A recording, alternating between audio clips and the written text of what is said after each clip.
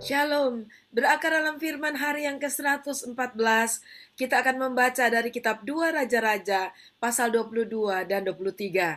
Mari kita berdoa. Terima kasih Tuhan buat hari ini, kami berdoa biar Tuhan memberkati pembacaan dan pendengaran firman Tuhan kami. Haleluya, dalam nama Tuhan Yesus. Amin. Pasal 22. Yosia berumur 8 tahun pada waktu ia menjadi raja dan 31 tahun lamanya ia memerintah di Yerusalem. Nama ibunya ialah Yedida binti Adaya dari Boskat. Ia melakukan apa yang benar di mata Tuhan dan hidup sama seperti Daud bapa leluhurnya dan tidak menyimpang ke kanan atau ke kiri. Dalam tahun yang ke-18 zaman Raja Yosia, maka Raja menyuruh Safan bin Asalya bin Mesulam panitra itu ke rumah Tuhan, katanya, "Pergilah kepada imam besar Hilkia, suruhlah ia menyerahkan seluruh uang yang telah dibawa ke dalam rumah Tuhan yang telah dikumpulkan dari pihak rakyat oleh penjaga-penjaga pintu. Baiklah itu diberikan mereka ke tangan para pekerja yang diangkat untuk mengawasi rumah Tuhan, supaya diberikan kepada tukang-tukang yang ada di rumah Tuhan untuk memperbaiki kerusakan rumah itu, yaitu kepada tukang-tukang kayu, tukang-tukang bangunan dan tukang-tukang tembok, juga bagi pembelian kayu dan batu pahat untuk memperbaiki rumah itu. Tetapi tidak usahlah mengadakan perhitungan dengan mereka mengenai uang yang diberikan ke tangan mereka, sebab mereka bekerja dengan jujur." Berkatalah imam besar Hilkia kepada Safan, panitera itu, "Telah kutemukan kitab Taurat itu di rumah Tuhan." Lalu Hilkia memberikan kitab itu kepada Safan, dan Safan terus membacanya. Kemudian Safan panitera itu masuk menghadap raja. Disampaikannya kabar tentang itu kepada raja. "Hamba-hambamu ini telah mengambil seluruh uang yang terdapat di rumah Tuhan dan memberikannya kepada para pekerja yang diangkat mengawasi rumah itu." Safan panitera itu memberitahukan juga kepada raja, "Imam Hilkia telah memberikan kitab kepadaku." Lalu Safan membacakannya di depan raja.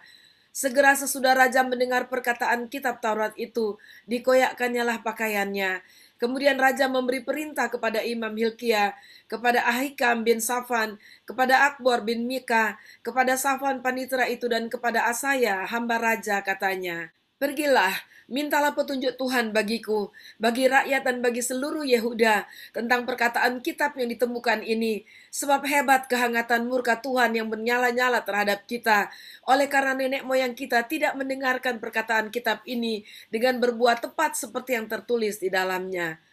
Maka pergilah Imam Hilkia, Ahikam, Akbor, Safan, dan Asaya kepada Nabiah Hulda, istri seorang yang mengurus pakaian-pakaian, yaitu Salum bin Tikba bin Harhas. Nabiah itu tinggal di Yerusalem, di perkampungan baru. Mereka memberitakan semuanya kepadanya. Perempuan itu menjawab mereka, "Beginilah firman Tuhan Allah Israel, katakanlah kepada orang yang menyuruh kamu kepadaku, beginilah firman Tuhan, sesungguhnya aku akan mendatangkan malapetaka atas tempat ini dan atas penduduknya, yakni segala perkataan kitab yang telah dibaca oleh Raja Yehuda.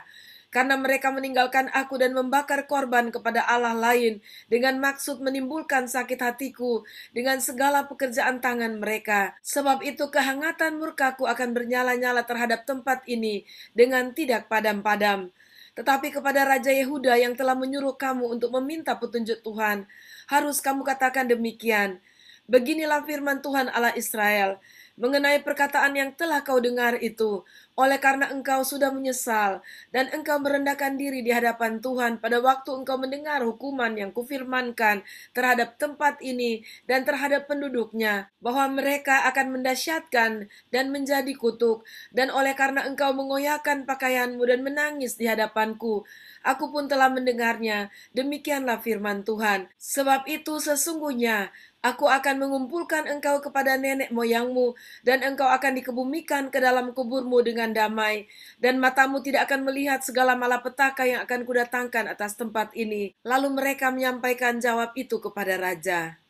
Pasal 23. Sesudah itu raja menyuruh orang mengumpulkan semua tua-tua Yehuda dan Yerusalem. Kemudian pergilah raja ke rumah Tuhan, dan bersama-sama dia semua orang Yehuda dan semua penduduk Yerusalem, para imam, para nabi, dan seluruh orang awam, dari yang kecil sampai yang besar. Dengan didengar mereka, ia membacakan segala perkataan dari kitab perjanjian yang ditemukan di rumah Tuhan itu. Sesudah itu berdirilah raja dekat tiang, dan diadakannya lah perjanjian di hadapan Tuhan untuk hidup dengan mengikuti Tuhan, dan tetap menuruti perintah-perintahnya, peraturan-peraturannya, dan ketetapan-ketetapannya dengan segenap hati dan dengan segenap jiwa, dan untuk menepati perkataan perjanjian yang tertulis dalam kitab itu. Dan seluruh rakyat turut mendukung perjanjian itu. Raja memberi perintah kepada imam besar Hilkia dan kepada para imam tingkat 2 dan kepada para penjaga pintu untuk mengeluarkan dari bait Tuhan segala perkakas yang telah dibuat untuk Baal dan Asyera dan untuk segala tentara langit. Lalu dibakarnyalah semuanya itu di luar kota Yerusalem, di padang-padang Kidron, dan diangkutnyalah abunya ke Betel. Ia memberhentikan para imam dewa asing yang telah diangkat oleh raja-raja Yehuda untuk membakar korban di bukit pengorbanan di kota-kota Yehuda dan di sekitar Yerusalem. Juga orang-orang yang membakar korban untuk Baal, untuk dewa matahari, untuk dewa bulan, untuk rasi-rasi bintang, dan untuk segenap tentara langit. Di bawahnya lah tiang-tiang berhala dari rumah Tuhan keluar kota Yerusalem ke sungai Kidron, lalu dibakarnya di situ dan ditumbuknya halus-halus menjadi abu. Kemudian dicampakkannya lah abunya ke atas kuburan rakyat jelata. Ia merobohkan petak-petak pelacuran bakti yang ada di rumah Tuhan, tempat orang-orang perempuan bertenun sarung untuk Asyera. Disuruhnya lah datang semua imam dari kota-kota Yehuda. Lalu ia menajiskan bukit-bukit pengorbanan, tempat para imam itu membakar korban, dari Geba sampai Bersheba. Dirobohkannya pula bukit-bukit pengorbanan di pintu-pintu gerbang yang ada, dekat lubang pintu gerbang Yosua, penguasa kota itu, yang ada pada sebelah kiri, kalau orang memasuki pintu gerbang kota itu. Tetapi para imam bukit-bukit pengorbanan itu tidak boleh naik ke mezbah Tuhan di Yerusalem. Hanya mereka boleh memakan roti yang tidak beragi di tengah-tengah saudara-saudara mereka. Ia menajiskan juga Tofet yang ada di lembah Ben Hinnom, supaya jangan orang mempersembahkan anak-anaknya sebagai korban dalam api untuk dewa Molok. Dibuangnyalah kuda-kuda yang ditaruh oleh raja-raja Yehuda untuk dewa matahari di pintu masuk ke rumah Tuhan, dekat bilik Nathan Melek, pegawai istana yang tinggal di gedung samping. Juga kereta-kereta dewa matahari dibakarnya dengan api. Mesbah-mesbah yang ada di atas soto, tempat peranginan Ahaz yang dibuat oleh raja-raja Yehuda, dan mesbah-mesbah yang dibuat Manasya di kedua pelataran rumah Tuhan, dirobohkan oleh raja dan diremukkan di sana, lalu dicampakkannya abunya ke sungai Kidron. Bukit-bukit pengorbanan yang ada di sebelah timur Yerusalem, di sebelah selatan bukit kebusukan, dan yang didirikan oleh Salomo Raja Israel untuk Asitoret, dewa kejijikan sembahan orang Sidon, dan untuk Kamos, dewa kejijikan sembahan Moab, dan untuk Milkom, dewa kekejian, sembahan orang Amon, dinajiskan oleh raja. Ia memecahkan tugu-tugu berhala dan menebang tiang-tiang berhala. Lalu ditimbuninya tempat-tempat itu penuh dengan tulang-tulang manusia. Juga mesbah yang ada di Betel, bukit pengorbanan yang dibuat oleh Yerobeam bin Nebat, yang mengakibatkan orang Israel berdosa.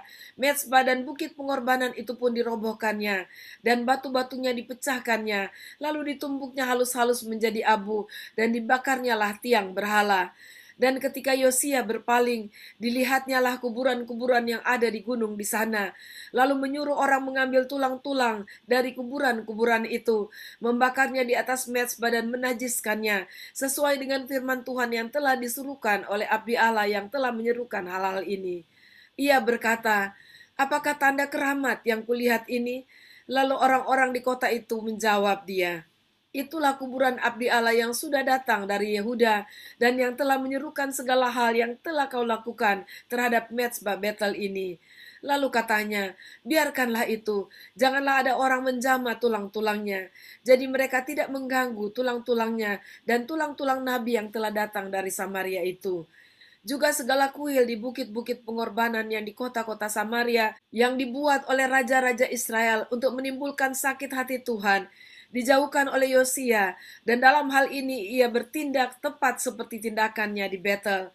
Ia menyembelih di atas mezbah-mezbah itu semua imam bukit-bukit pengorbanan yang ada di sana, dan dibakarnya tulang-tulang manusia di atasnya.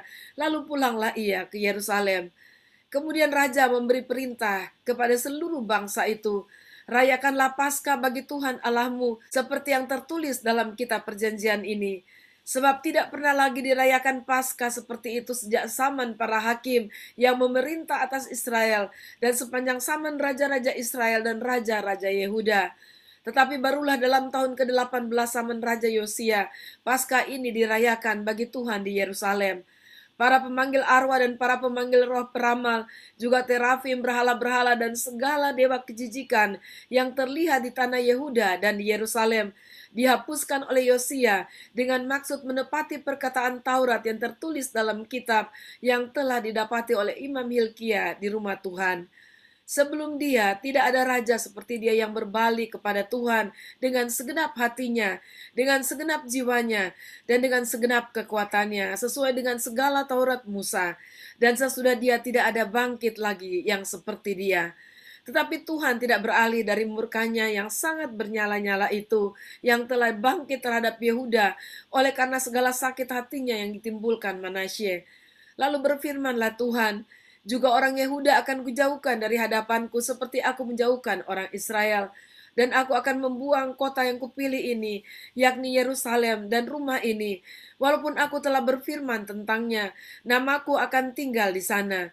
Selebihnya dari riwayat Yosia dan segala yang dilakukannya, bukankah semuanya itu tertulis dalam kitab sejarah raja-raja Yehuda? Dalam zamannya itu majulah Firaun Neko, raja Mesir, melawan raja Asyur di tepi sungai Efrat.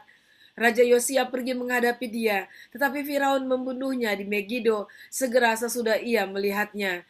Pegawai-pegawainya mengangkut mayatnya dengan kereta dari Megido dan membawanya ke Yerusalem.